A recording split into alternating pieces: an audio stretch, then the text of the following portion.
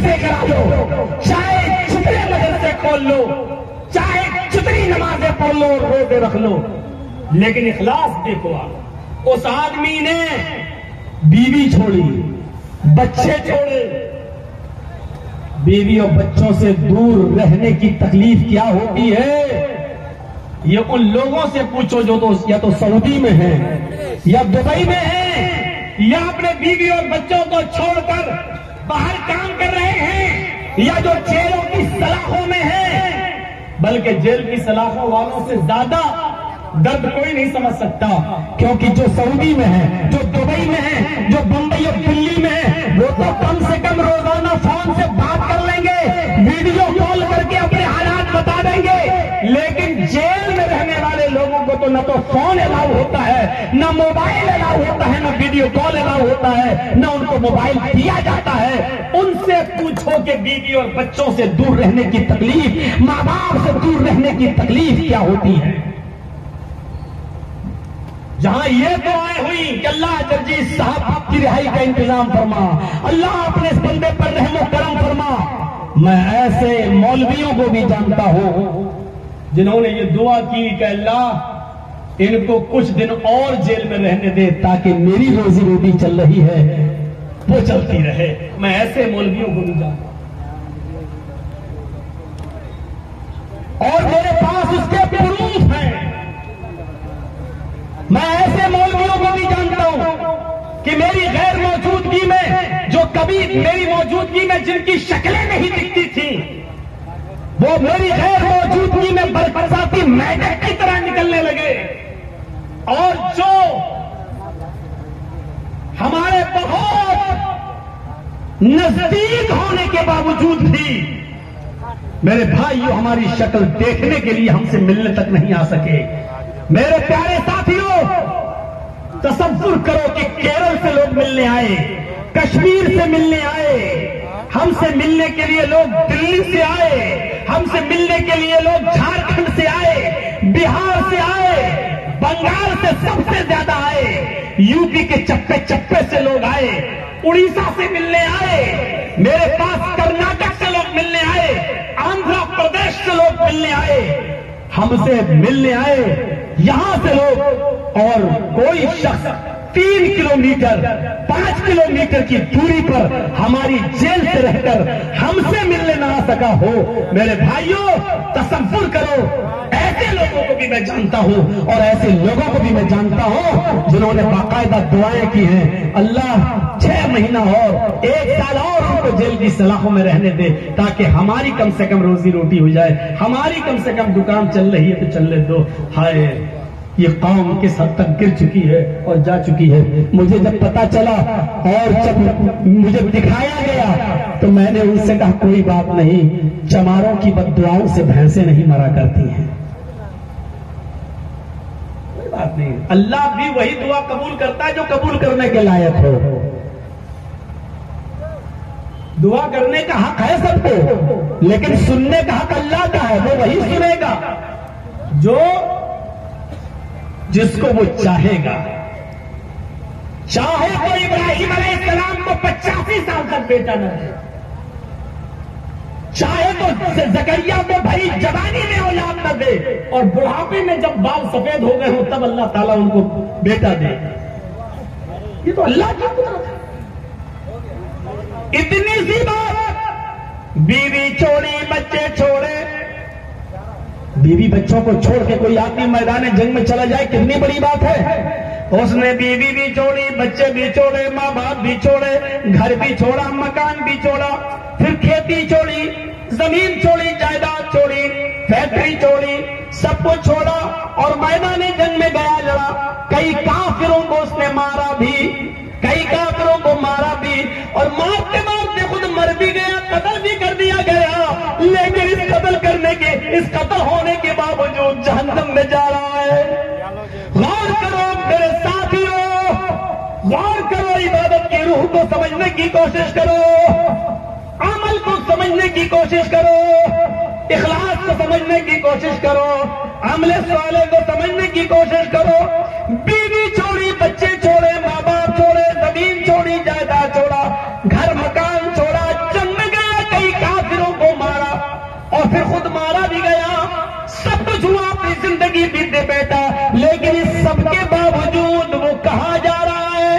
जहन्नम के अंदर घसीटते हुए उसको लेके जाया जा रहा है।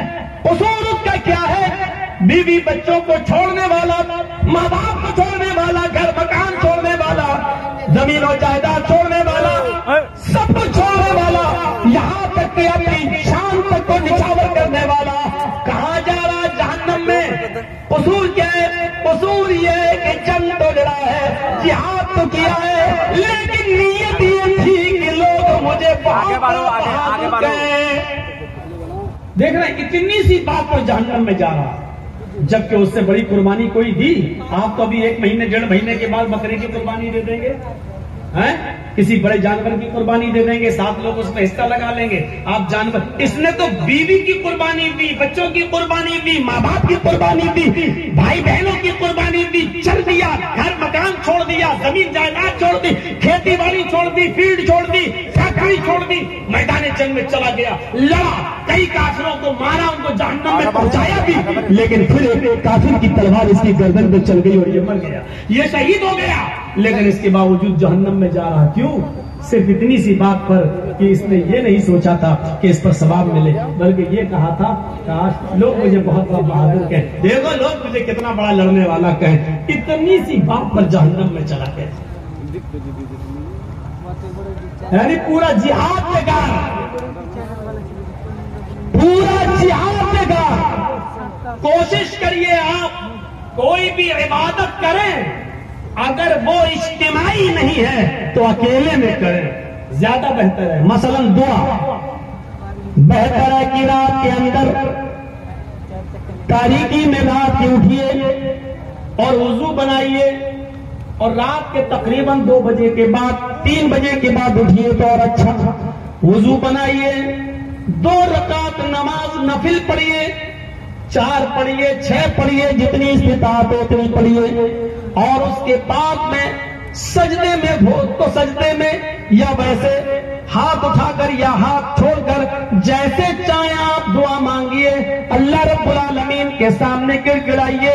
वो दुआ आपकी जो कबूल होगी मेरे भाइयों, वो मौलवी जर्जीस के हाथ उठाकर दुआ मांगने से और आपके आमीन आमीन कह देने से मसला हल नहीं हो जाएगा। उस दुआ में जो बरकत होगी वो इसमें नहीं, उस दुआ के अंदर जो तासीर होगी वो इस दुआ में नहीं। उस दुआ को कबूल करने के लिए अल्लाह 7वें आसमान से पहले आसमान पे आ जाता है, अर्श से उतरकर वो पहले आसमान पर आ जाता है और कहता है मेरा कोई बंदा जो मुझे पुकारे मैं उसकी पुकार को सुनूं, है मेरा कोई बंदा जो मुझे पुकारे, मेरे सामने गिड़गिड़ाए मैं उसके रोने को सुनूं, मैं उसकी फरियाद सुनूं, मैं उसका दामन भरूं। मेरे भाइयों, ये दुआ होनी चाहिए। इखलास इसी का नाम है कि किसी को पता न चले और आप मांगिए अल्लाह से, गिड़गिड़ाइए अल्लाह से। मैं दिल्ली के उस मदरसे को आज भी जानता हूं और जब मैं दिल्ली जाता हूं तो उस मदरसे का एक चक्कर जरूर लगाता हूं, जिस मदरसे की बुनियाद एक बहुत बड़े आलिम दीन ने रखी थी, जिस मदरसे की बुनियाद एक बहुत बड़े आलिम दीन ने रखी थी, लेकिन उनका अमल आपको नहीं मालूम। उनका अमल क्या था? नौजवानों सुनो और रश्क करोगे आप। सुनो, आए अपने मोबाइल में मौलाना जर्जीस की सेल्फियां लेने वालों, अपने घरों पर आकर मौलाना की सेल्फियां लेकर अपने यार दोस्तों में शेयर करने वालों और ये जताने वालों कि देखो मैं मौलाना से मिलके आया हूं, देखो मौलाना साहब मेरी दुकान पे आए थे, देखो मौलाना साहब मेरे घर में आए थे। आप अपनी तकब्बुर और अपना घमंड जताने वालों, अपने मोबाइलों में सेल्फियां करने वालों, फोटो को लेने वालों, सुनो अल्लाह के नेक बंदे किस किस तरीके से बचा करते थे कि लोगों के सामने मेरा चेहरा ना आए। मैं उनके एक बुजुर्ग बेचारे मदरसा चला रहे हैं, बुनियाद रखे हैं, और हाल उनका यह था कि जब रात होती थी ईशा की नमाज पढ़ने के बाद वो चुपके से अपने घर से निकलते थे।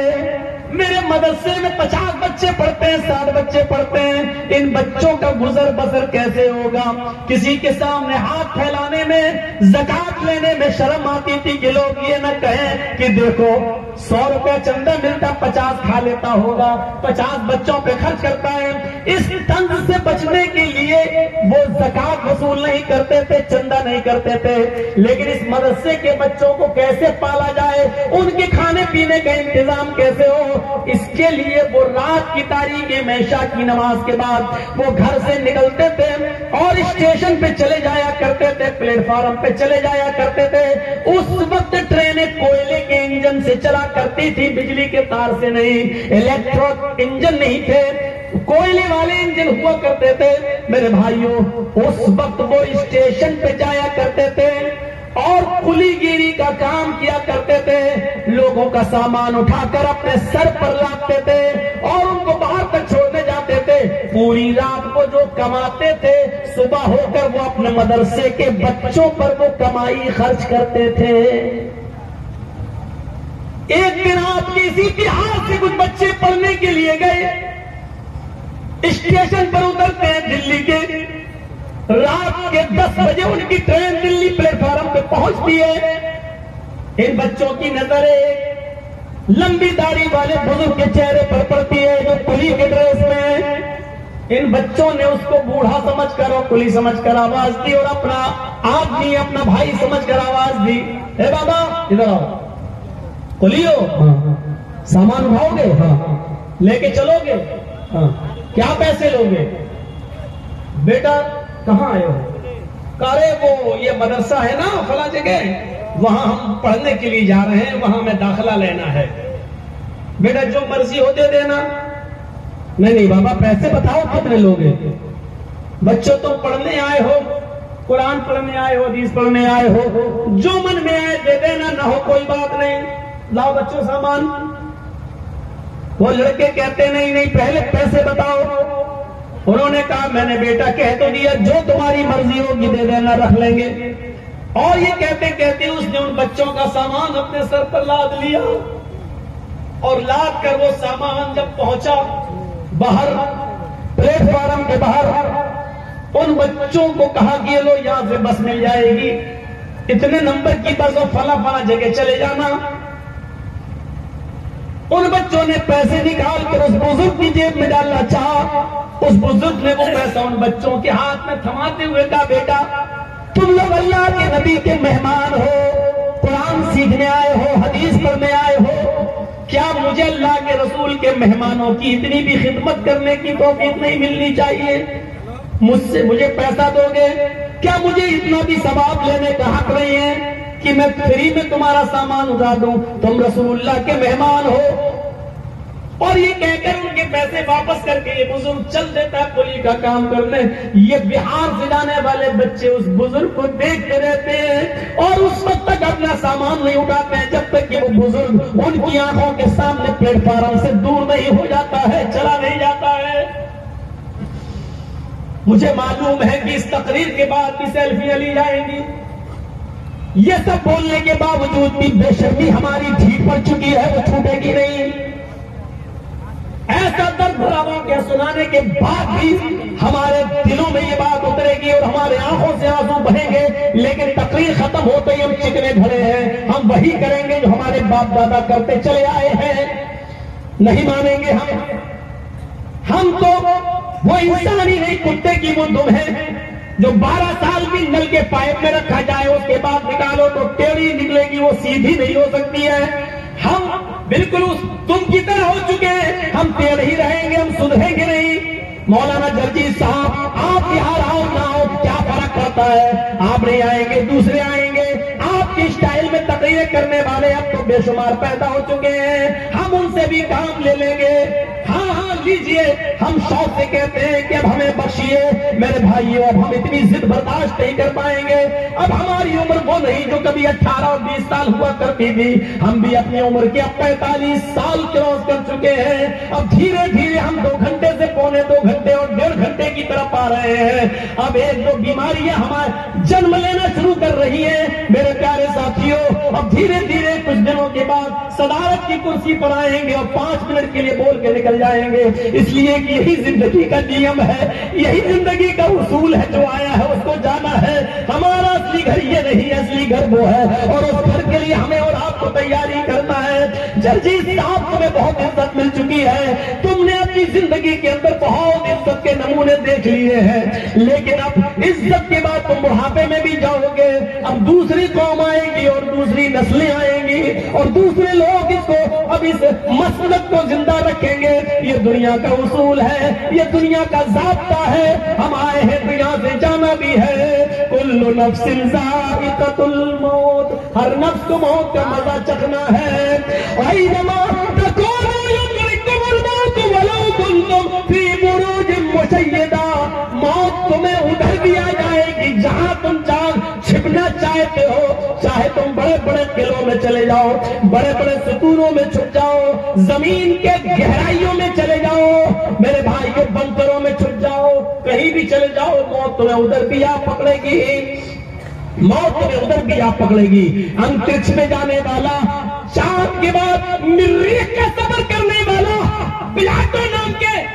प्लाटो नाम के सैयारे पर सफर करने वाले का कनेक्शन जब दुनिया से टूट जाता है और जब वो आसमान से गिरता तो पूरी दुनिया में उसके लिए दुआएं हो रही हैं। मेरे भाइयों, आखिरकार वो फिजाओं में जाता है और गायब हो गया है, आज तक पता नहीं चला कि वो कहाँ है। तुम आसमान की बुलंदियों में चले जाओ, मौत तुम्हें उधर भी आ पकड़ेगी। तुम बंकरों में छिप जाओ, पूरे 10 साल तक छिपा रहा, अपने आप को बंकरों में छिप कर बचाया रहा, लेकिन देख लो एक दिन सद्दाम हुसैन भी किसी बंकर में पकड़ा ही जाता है और आखिरकार पकड़ा गया और फिर मुकदमा चला और तख्तेदार पे लटका दिया गया। ऐनमा तकूनु युद्रिकुमुल मौत, तुम जहां कहीं भी जाना चाहो चले जाओ, मौत तुम्हें उधर भी आ पकड़ेगी, मौत तुम्हें अपने शिकंजे में ले लेगी। मेरे भाइयों, उस आलिम को देखो जो रात में कुलीगिरी का काम कर रहा है, वो आंखों से ओझल हो गया और ये बच्चे बस पकड़ कर मदरसे चले आए। सुबह होकर इसी आलिम दीन को मदरसे में इंटरव्यू लेना था।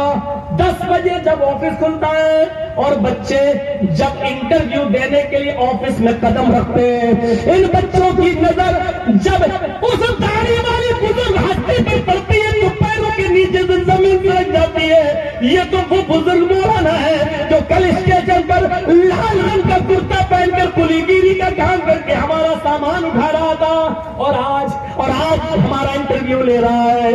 आज हमारा उस मौलाना ने इंटरव्यू नहीं लिया, सिर्फ इतना कहा, मेरे बच्चों तुम मेहमाने रसूल बनकर आए हो, तुम्हारे माँ बाप ने तुम्हें पढ़ने भेजा है, मैंने तुम्हारा एडमिशन कल रात ही में कर लिया है। जब तुम स्टेशन पर मिले थे मैं तुम्हें यहाँ से लौटाना नहीं चाहता हूँ। तुम्हारे माँ बाप ने जिन उम्मीदों से तुम्हें भेजा है बस उन उम्मीदों पे खड़े उतरना, कुरान और हदीस के सिपाही बनना, इस्लाम का प्रचार करना, तबलीग करना, तुम्हारा एडमिशन हो गया।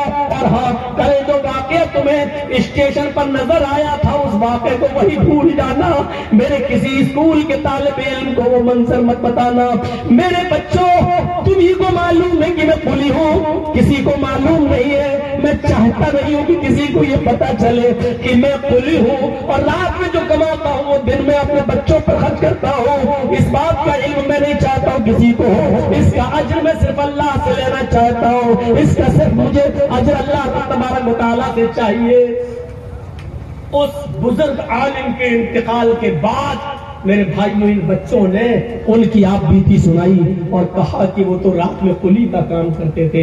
इंतकाल के बाद ये इखलास है, वह अमल स्वालिहात, ईमान के साथ ये अमल स्वालिह चाहिए। ये अमल स्वालिह अगर हमारी जिंदगी में नहीं है तो बेकार है, बेकार है। चलते कराओ, चलते में शोर करो, रात में आंखें फोड़ रहे हो, काबे के रब की कसम कोई सवाब नहीं मिलेगा।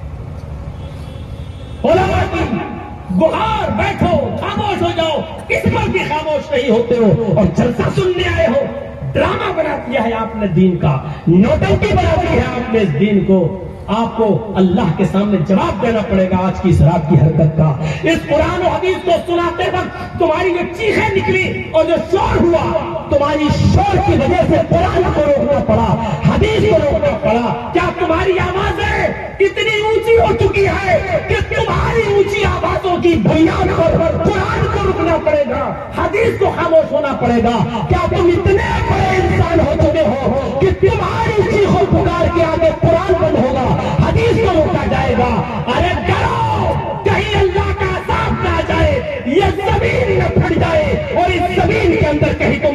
के मर न जाओ, अल्लाह के अज़ाब का इंतजार करो।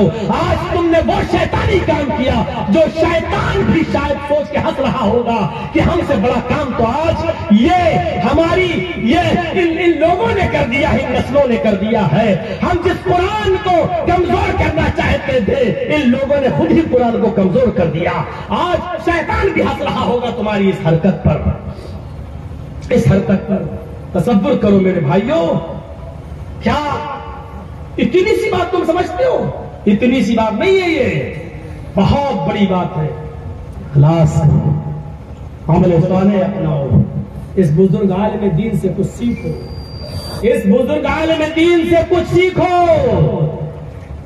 तुम्हें नहीं मालूम, यहां बैठे हो 20 साल 22 साल की तकरीरें हो जाना एक आपको बड़ी अहमियत रखता है। इतनी लंबी मुद्दत तक कोई आलिम लोगों पर राज नहीं किया। मैं घमंड नहीं कर रहा हूं, अल्लाह घमंड से बचाए। कोई 2 साल चला, कोई 4 साल चला, कोई 5 साल सुना गया, लेकिन 22 साल के बाद भी हल में मजीद आज भी कई जगहों के लोग हमसे मिल रहे हैं और प्रोग्राम लेने के लिए आ रहे हैं, और आए और इसी बिहार और कटिहार की सरजमीन के लिए आए। क्या ये मकबूलियत नहीं? इतनी लंबी मुद्दत तक किसी का चलना और किसी का सुना जाना, ये बहुत बड़ी बात है। लेकिन मैं आपसे ये सवाल करना चाहता हूं कि इतनी लंबी मुद्दत तक आपने मौलवी जर्जीस को सुना, 22 साल सुना, 24 साल सुना। मुझे ये बता दो कि 24 साल की इस लंबी जिंदगी में आपके अंदर तगय्युर क्या आया, आपके अंदर तब्दीली क्या आई, आपके अंदर चेंजिंग क्या आई, आपके अंदर इस्लाह कितनी हुई, आपने कितने परसेंट आपकी जिंदगी में इस्लाम आया? जरा इस सवाल का जवाब मुझे दे दो, इस सवाल का जवाब। आप 22 साल पहले भी वही थे, आज भी वही। जो जहालत पहले थी वो आज भी है। कर्नाटक के जल से देखो, आपसे ज्यादा भीड़ थी कर्नाटक में, लेकिन मजाल की कोई चिड़िया भी पर मार जाए, मजाल की कोई मौलाना जर्जीस के पास चलाए, आने का रास्ता अलग, जाने का रास्ता अलग, वही लाए वहीं से ले गए। किसने कहा कि जलसा खत्म करने के बाद मुसाफा करो? कौन कहता है कि मुसाफा करने से तुम्हारे गुनाह झड़ जाएंगे और तुम जन्नत में चले जाओगे? कौन सी हदीस में लिखा है कि जलसा खत्म हो टूट पड़ो? ये सारी बातें जिहालत पर मबनी है। जो बातें कही गई अब उस पर अमल करो, जो कहने वाला था उसको भी आराम करने दो। आप भी आराम करो, मस्जिदों में जाओ, वुजू करो और नमाज पढ़ो। ये होना चाहिए। 20 साल और 22 साल के बाद बताइए, मैंने सिर्फ एक चीज देखी है बिहार की सरजमीन पर, अगर बढ़े हैं कोई चीज तो सिर्फ मदरसे बढ़े हैं। मदरसों में इजाफा हुआ है, लेकिन जहेज जो पहले था वो आज भी है, बल्कि उससे भी ज्यादा बढ़ गया है। उसमें कमी नहीं आई। क्यों नहीं आती कमी? मदरसे खुल जाते हैं, मदरसे की कमेटी बन जाती है। जहेज को रोकने के लिए कमेटी क्यों नहीं बनती? और याद रखो मेरी बात को नोट कर लेना, और यूपी से सीख लो, सबक हासिल कर लो कि कई हजार नहीं, कई लाख लड़कियां ऐसी है मुसलमानों में जिन्होंने कोर्ट अदालतों में एप्लीकेशन दे रखी है कि मैं अपनी मर्जी से गैर मुस्लिम लड़के के साथ शादी कर रही हूं। हो सकता है कि जब मैं शादी करूं तो मेरे बाप और मेरे भाइयों को एतराज हो, लिहाजा उस वक्त न मेरे बाप की सुनी जाए न मेरे भाइयों की सुनी जाए, उस वक्त सिर्फ मेरी सुनी जाए। मैं अपनी मर्जी से ये एप्लीकेशन दे रही हूं और फला फला गैर मुस्लिम लड़के के साथ मैं अपनी मर्जी से शादी करने के लिए तैयार हूं। मेरी शादी फला फला मंदिर में होगी, हिंदू रस्म रवाज और रीति के मुताबिक होगी, मेरे नाम में सिंदूर भरा जाए, ये कोर्ट में एप्लीकेशनें दे दी गई है। अब बैठ जाइए भाई, थोड़ा सा 10 मिनट हमें और दे दीजिए। ये एप्लीकेशन दी जा चुकी है। ये मत सोचिएगा कि मौलाना जर्जी साहब जेल से छूटने के बाद थोड़ा सा नर्म हो जाएंगे। नरमी तो हमने कभी सीखी ही नहीं, समझौते तो हमने कभी किए ही नहीं। हाँ, जिन चीजों से परेशानी थी उस पर मैंने बैंड लगा दिया, उस पर मैंने रोक लगा दी। और अब हमारे पास आखिरी रास्ता है। बस 5.5 महीने में मैंने बहुत कुछ सीख लिया है जेल के अंदर रहकर भी। अगर आप मेरी इजाजत के बगैर उल्टे सीधे फंबल बनाएंगे तो आपके ऊपर कौन सी धारा में और कहां से केस दायर किया जा सकता है, किसी की इज्जत नफ्स से खेलने की क्या सजा हो सकती है, ये फिर मैं कदम उठाने पर मजबूर हो जाऊंगा। क्योंकि जो चीज मैं बोलूं नहीं वो आप दें, जो चीज मैं मना करूं वही आप दें, ये चीज हमसे बर्दाश्त नहीं होगी। ये चीज हमसे बर्दाश्त नहीं होगी। इसलिए मैं कहता हूं कि अभी भी चोरी चोरी और छुप छुप कर कुछ लोग अभी भी अपने अपने चैनलों पर तकरीरें मेरी इधर से उधर से लाकर डाल रहे हैं। मैं देखता हूं चैनलों को, नजरअंदाज कर जाता हूं। जिस दिन देखूंगा कि खतरनाक चीज पड़ी हुई है और कुव्वते बर्दाश्त से जवाब दे देगी, तो याद रखना जो मकान आपके बने हैं इस कमाई से, उस मकान के बिकने तक की नौबत आ जाएगी। क्राइम ब्रांच कितने सख्त केस में और कितनी सख्त धारा में ये मुकदमा दर्ज करता है, इसका एहसास अभी आपको नहीं मालूम। इज्जत नफ्स से बड़ी कोई चीज नहीं होती। मौलाना ने मोदी को ललकारा, ये हेडिंग नहीं आप। मौलाना ने हिंदू धर्म की अर्थी उठाई, ये हेडिंग देंगे आप। मौलाना तो हुआ एक लड़की से प्यार, ये हेडिंग देंगे आप। मौलाना से मिलने आई एक लड़की, ये हेडिंग देंगे आप।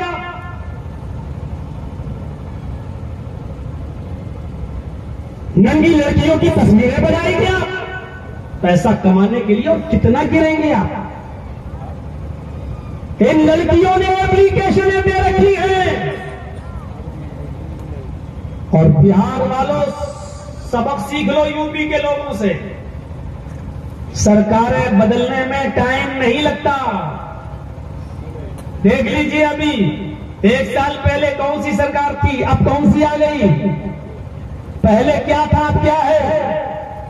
और ये ऐसी चीज है कि कल ये नहीं रहेगी, कल फिर कुछ और। 2024 के इलेक्शन को किस तरफ ले जाने की कोशिश की जा रही है। मौलाना जर्जीस कुछ नहीं बेचते। उनकी हैसियत क्या, जब राहुल गांधी जैसी शख्सियत को 2 साल की सजा सुनाई जा सकती हो, आजम खान को 3 साल की सजा सुनाकर उनकी सदस्यता और सांसदी खत्म की जा सकती हो, उनकी एमएलए की मेंबरशिप खत्म की जा सकती हो। दिन दहाड़े इलाहाबाद के धरती पर हॉस्पिटल ले जाते हुए रात की 10:30 और 11 के बजे के टाइम पर पुलिस की मौजूदगी में मर्डर और हत्याएं होने लगे। मेरे भाइयों, ये 2024 का जो जाल बिछाया जा रहा है वो किस तरह, पुलवामा हमले पर साजिश बेनकाब हुई, ये सब आप देख रहे हैं। अभी 2024 से पहले देखिएगा इस किस्म की हरकतें और भी होंगी, क्योंकि माहौल पूरा 80 और 20 के बीच कर दिया जाएगा। 20 को एक तरफ कर दिया जाएगा और 80 को एक तरफ कर दिया जाएगा, ये चीज। और आपको एक चीज बताऊं, मैंने अभी तक और आज तक जेल